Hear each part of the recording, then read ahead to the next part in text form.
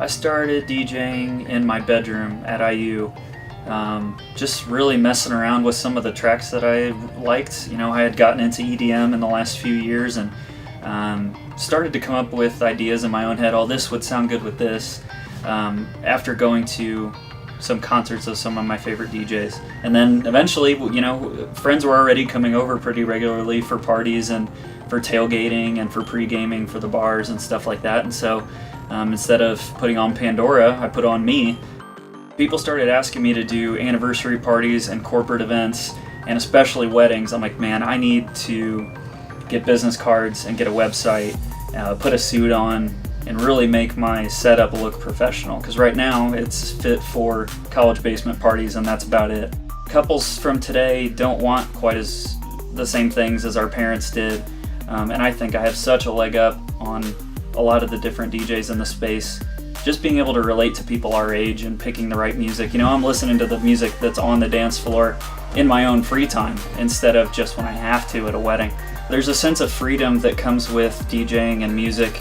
A real sense of control, that you can take the music in any direction that you want, that you're the one in charge of the dance floor and that you have the power to create these awesome experiences for people. I love the sense of freedom and control, and then getting an idea in my head and then being able to execute it and watching people's reaction to that original idea is so much fun. I think I've always had that inclination to make something better. I do that to my process, I do that to my music, I do that to the types of clients that I agree to work with. I am constantly looking for new and different places to perform and grow my craft.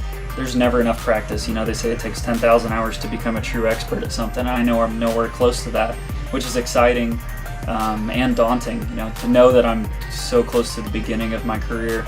There's always something to work on, which is nice.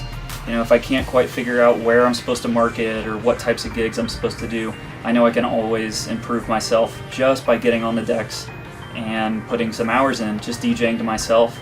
You know, there's always something little that I learn or something that flows a little bit more smoothly because of the hours that I put in.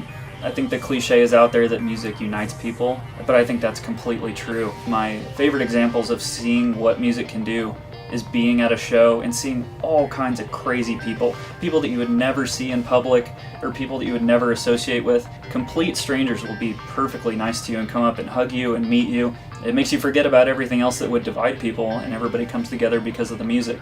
And I love being able to encourage that feeling of unity between everybody.